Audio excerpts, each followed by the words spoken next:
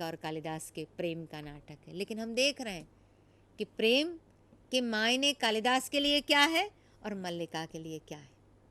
मल्लिका के लिए समर्पण और त्याग और भावना का वो एक सूक्ष्म ऐसा स्तर है कि लगभग उसका प्रेम आध्यात्मिकता को छू लेता है, लेकिन उसके सामने कठोर वास्तव भी है।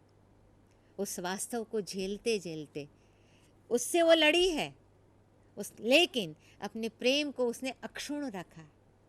मल्लिका इस अर्थ में मुझे लगता है कि कालिदास से भी ज़्यादा सशक्त एक ऐसा चरित्र है जो राकेश के नाटकों को नए ढंग से देखने की हमें दृष्टि देता है। मैंने कुछ समय पहले एक जगह व्याख्यान में कहा था कि हमें एक बार फिर से राकेश के नाटकों को देखना होगा। राकेश के तीनों नाटक हैं, आधे अधूरे, लहरों के राजहंस और आषाढ़ का एक दिन।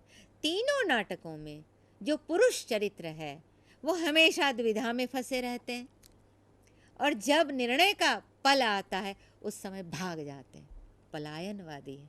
क्या राकेश आधुनिक मनुष्य में ये पलायन की वृत्ति बहुत गहराई से देखते थे?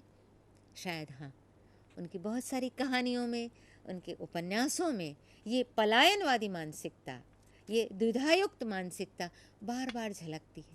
जबकि उसके सामने, उसकी तुलना में जो स्त्री चरित्र हैं, हम ऐसा भी कह सकते हैं कि इन स्त्रियों के सामने कोई विकल्प संकल्प का संघर्ष नहीं है।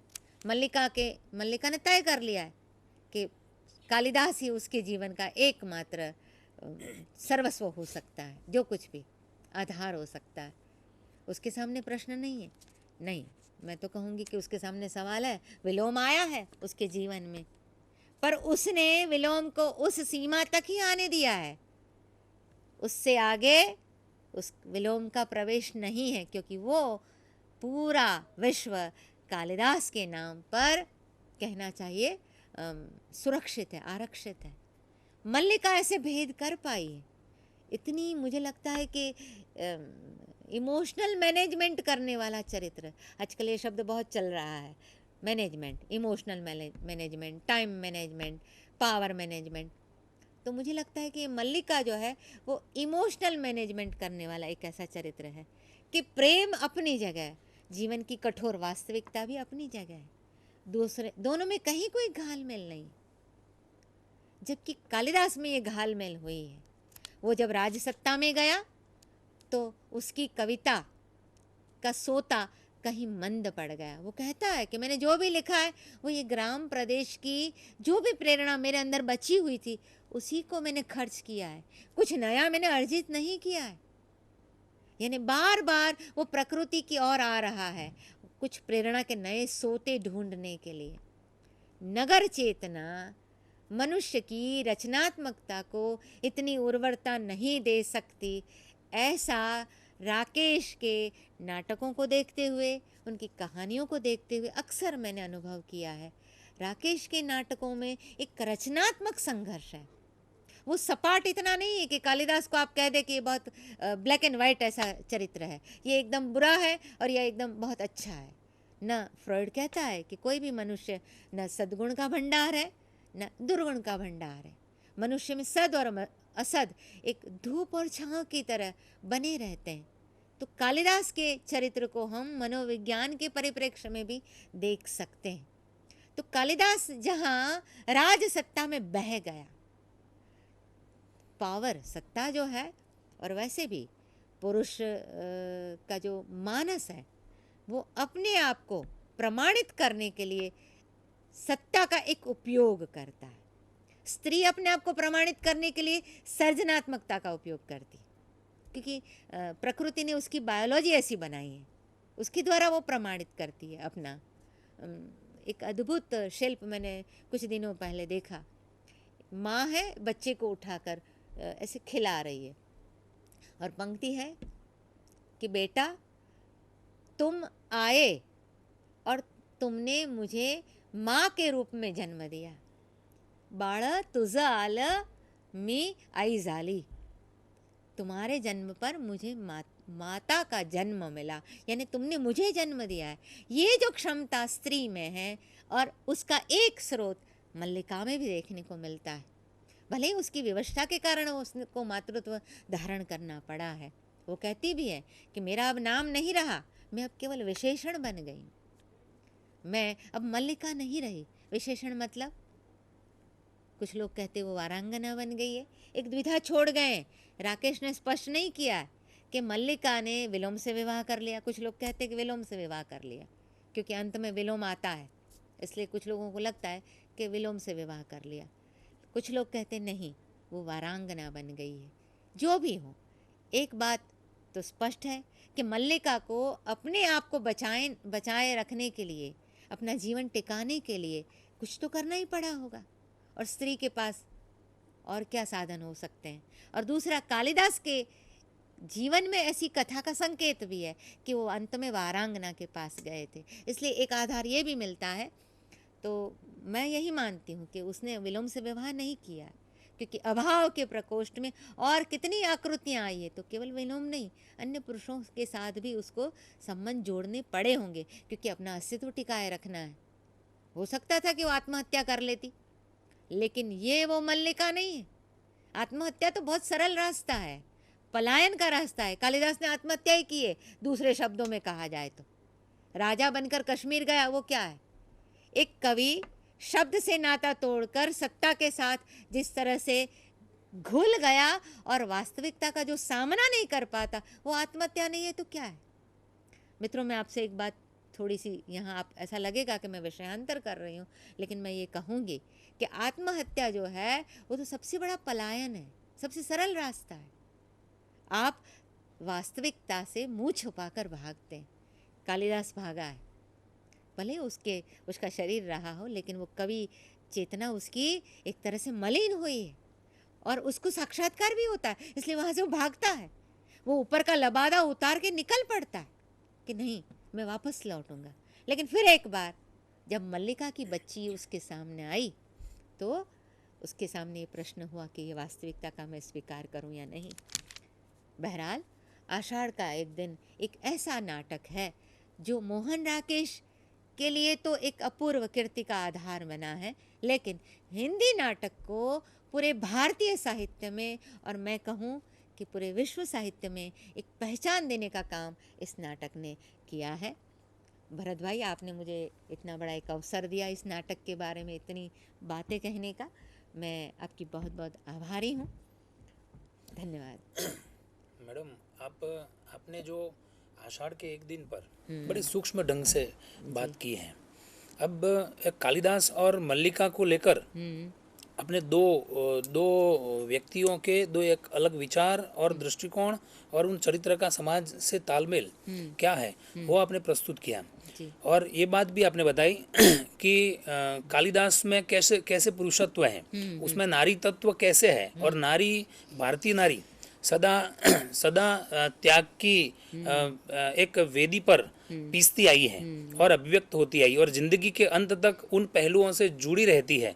और ये जो सारी बातें की कालिदास के जीवन आदि को लेकर आषाढ़ के एक दिन में मोहन राकेश ने जो नए ढंग से बात करने का जो प्रयत्न भी किया है, तो अब ये दो चरित्रों को खास करके आप कैसे भारतीयता से जोड़ती हैं?